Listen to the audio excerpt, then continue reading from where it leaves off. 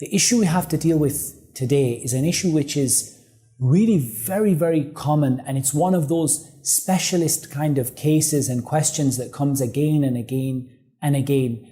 And it is related to the topic of magic and the topic of the jinn, but very specifically to a certain case within the topic of magic and within the topic of the jinn, and that is the issue of fertility problems or problems having children.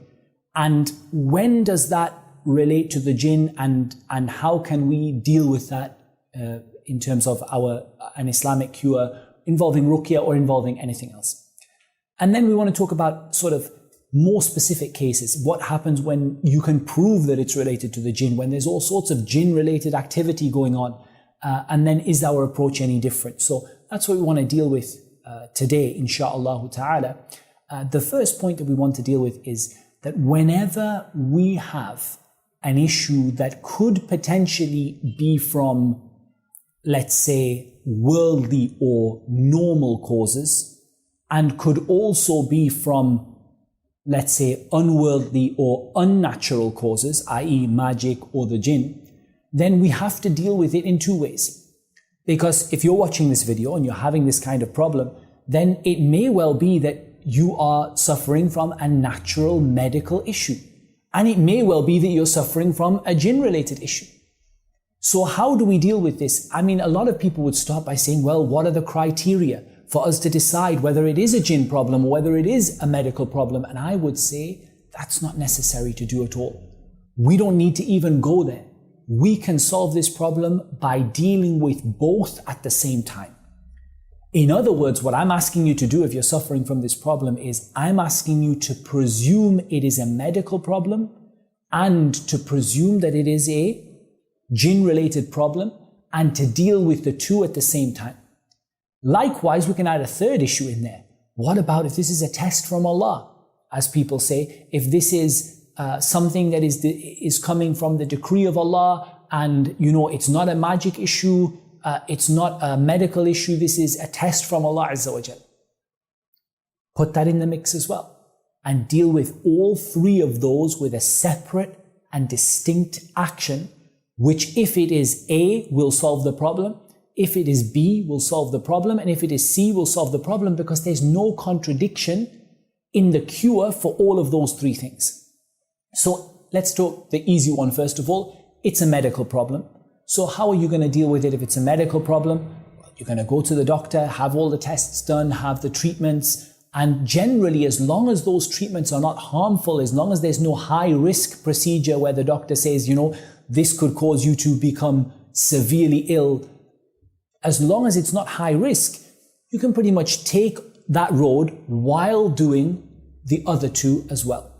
What are the other two? Or what about if this is something that is natural, but it is coming from, a test from Allah Azza wa Jal and a trial from Allah subhanahu wa ta'ala.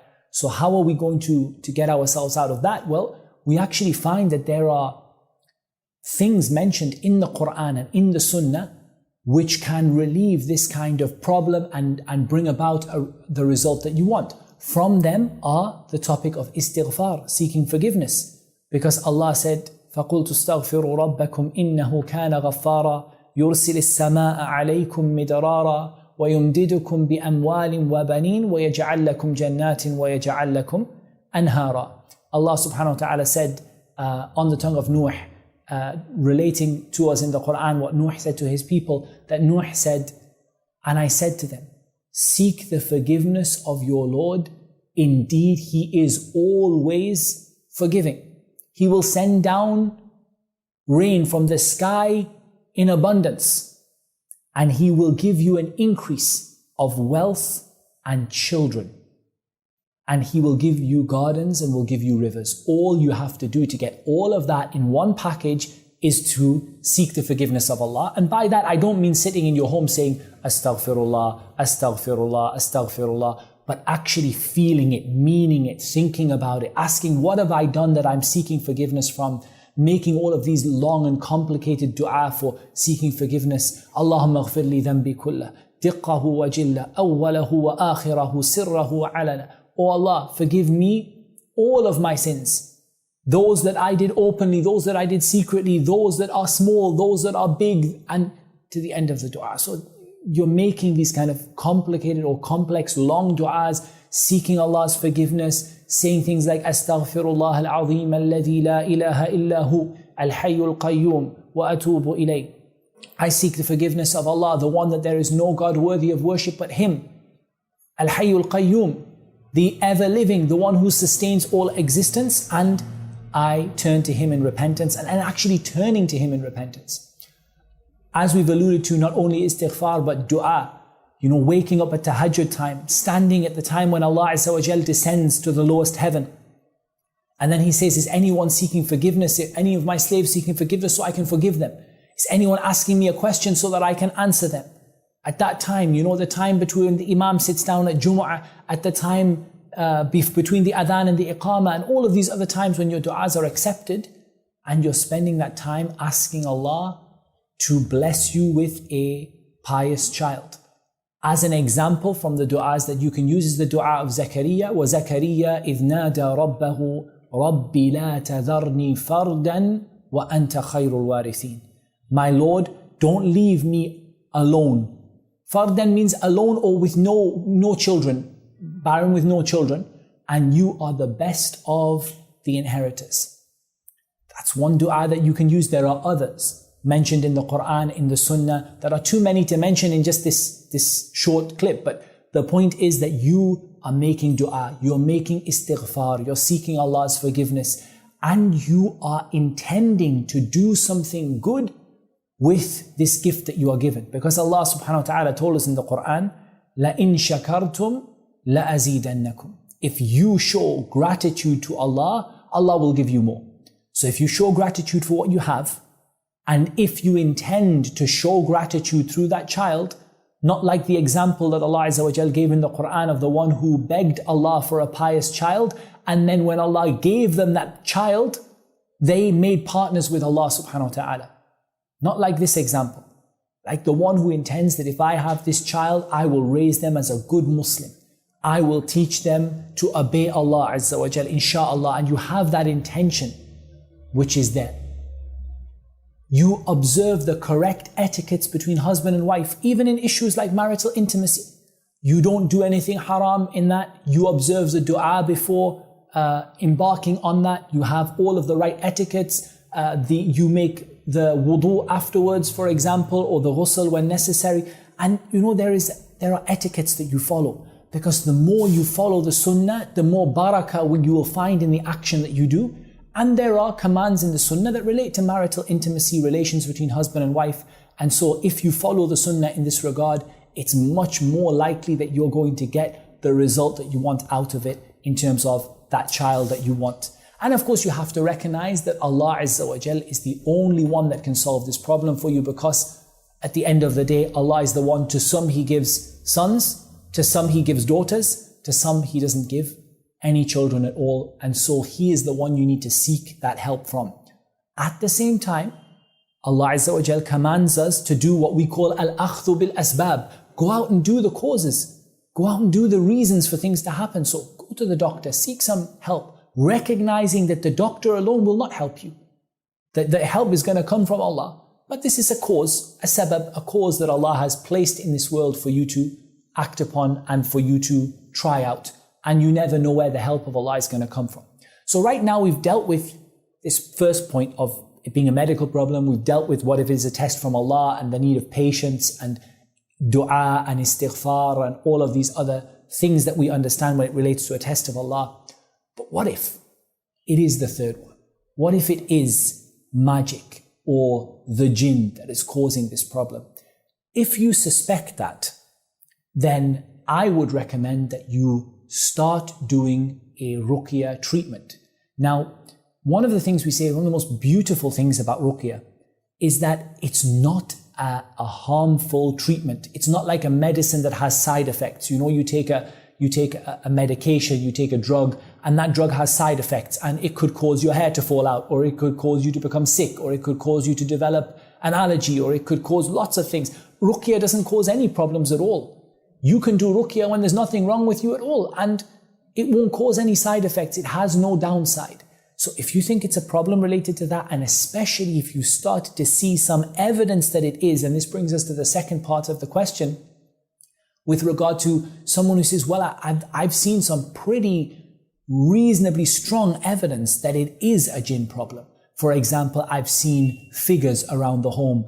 I've seen strange things appearing, sort of on the body, marks, spots, bruises. I've seen nightmares. I wake up at 3 a.m. every morning and see a face in front of me, sleep paralysis, and all these different sort of things. I'm seeing something there that is indicating to me that it is a jinn issue.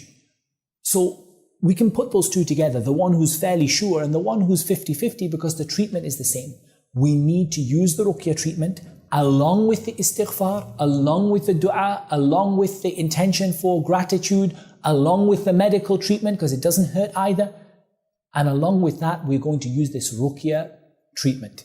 And as an example, I would always say, ruqya treatments are hard to describe in a short time, but I'll just give you sort of what I would recommend someone to do. I would recommend at least 45 minutes of ruqya a day. I would recommend that ruqya to comprise of Surah Al-Fatiha, and I would recommend it to comprise of Ayatul Kursi, and I would recommend it to comprise of Al-Kafirun, Al-Ikhlas, Al-Falaq, and Al-Nas, that is the 4 quls at the end of the Quran. And I would recommend that they are repeated over a period of about 45 minutes, along with some du'as for ruqya like أذهب البأس رب الناس اشفي وأنت الشافي لا شفاء إلا شفاءك شفاء لا يغادر سقما. Oh Allah, make the pain, make the sickness go away, Rabb, or Lord of mankind, cure, and you are the curer. There is no cure except your cure, a cure that does not leave behind any sickness. As an example, and there are many, many other du'as that you can get, and again, this video is too short to mention them all. But you start doing that process of 45 minutes. Add to that regular recitation of Surah Al-Baqarah. If you can do Surah Al-Baqarah every day, amazing. If you can do every 2 days, amazing. Try to do a minimum of twice a week. A minimum of twice a week that you are reciting Surah Al-Baqarah at least twice a week. And if you can do it every day, and if you can do it twice a day, that's amazing. But let's be honest, Surah Al-Baqarah takes probably between an hour and a half and 2 hours to read. So, if you have 4 hours free in the day, that's amazing. But otherwise, do the best you can. Try to do it at least twice in a week. Try to finish it at least twice in a week. On top of that, you have my 7-day program. That's sort of the use of water, olive oil, and other things. And we'll post a link on that as well, inshallah ta'ala, with the video. And these kind of things, you put them together into a ruqya program, and you start treating yourself along with the istighfar, along with the dua, along with the medical treatment, and you deal with it from every angle. The advantage to this method is that wherever your problem is, and let's be honest, it could be a combination. The jinn are causing a medical issue. Allah is testing you with the jinn who are causing a medical issue. If you're dealing with all 3 facets of this problem, then the reality is that inshallah the cure will not be far away with the permission of Allah Azza wa Jal. So to recap, take the medical route as long as it's nothing dangerous or extremely that's something that would compromise your religion. Take the medical route. At the same time, do your forgiveness, seeking forgiveness, your taking yourself to account, your tahajjud, your adhkar, your dua, the dua of Zakaria, Rabbi la tadharni fardan wa anta khairul warithin, and others. And then at the same time, take a simple, regular ruqya treatment. And the key in this is consistency and patience. No point doing it once a week and then leaving it for 3 weeks.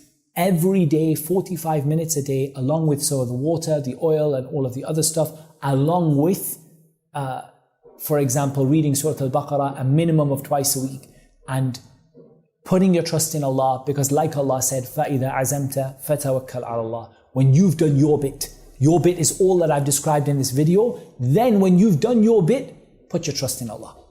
When you've done your bit, put your trust in Allah. And Allah Azza wa Jalla knows best. Wassalatu wassalam ala nabiyyina Muhammadin wa ala alihi wa sahbihi ajma'in.